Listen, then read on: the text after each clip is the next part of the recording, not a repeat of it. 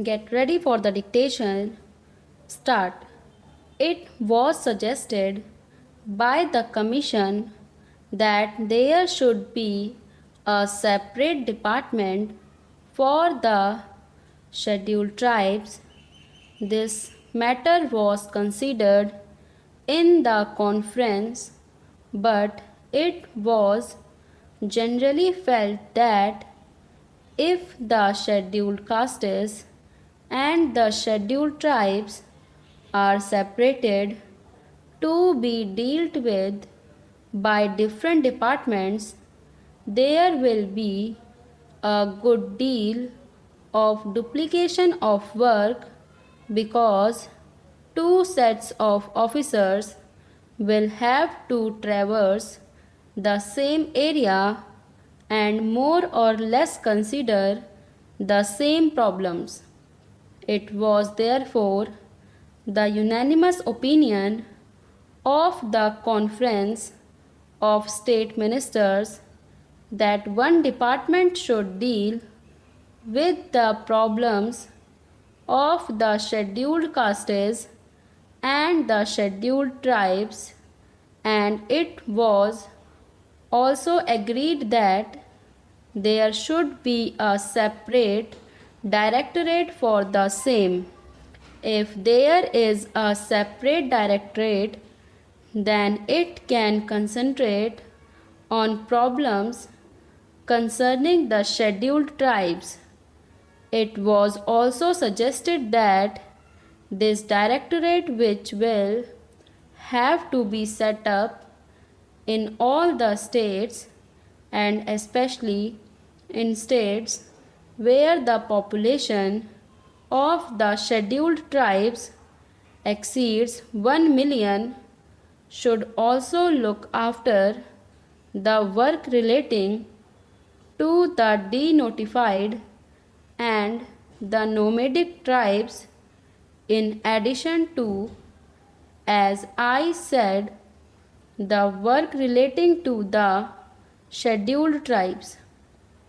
The conference was in favor of having tribes advisory councils to advise on the protection and development of the scheduled tribes in all the states and union territories, whether they have scheduled areas or not. The House, I am sure, is aware that there are scheduled areas and non-scheduled areas. Even in non-scheduled areas, a large number of scheduled tribes live, but for the special programs, we have decided to concentrate on the scheduled areas first. I shall come to that point later on, but I am merely mentioning that the scheduled tribes live both in scheduled areas and in non-scheduled areas. It was decided that wherever at present there is a combined reservation in the services for the scheduled castes and the scheduled tribes, separate percentages of reservation should be fixed by the state governments, and it was agreed that the state governments would instruct all local authorities like municipalities, panchayat samitis, jila parishads, etc. to follow the policies laid down by them in regard to the representation of all scheduled tribes in the services.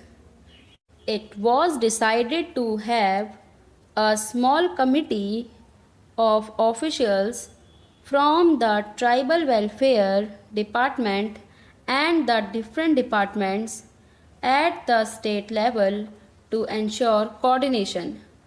The conference also agreed that there should be a section under the Chief Secretary for evaluation of the tribal welfare program. If all these and other decisions taken at the conference are implemented with speed, as it is hoped there will be considerable improvement of the conditions which exist at present. I also want to mention, Madam, that we were told in the conference that this work was going to be entrusted to the Jila Parishads and Panchayats, and some of the schemes which have to be implemented in the rural areas will be executed by the Panchayats and the Jila Parishads. Well, I welcome this suggestion, but I only wanted to caution the district authorities and the state governments not to leave everything to the Jila Parishads and Panchayats and have no supervision and watch over their work. My fear is that because this will be a new work for them, they may not be able to bestow enough attention to the problems or the schemes concerning the scheduled tribes. They will have many other things to do. So it would be necessary that the district authorities should keep constant watch, and they should function as the friend and guide of the panchayats and the Jila Parishads. Madam, there are two major schemes in respect of the scheduled tribes in the central sector of the program, which are controlled by the Ministry of Home Affairs and on which the entire expenditure is borne by the Government of India. These are the scheme of tribal development blocks and the scheme relating to promotion of cooperation among the scheduled tribes, particularly in the form of forest laborers, cooperative societies, and labor contract societies. The Ministry of Home Affairs appointed a special working group on cooperation about a year ago, and its report is expected shortly.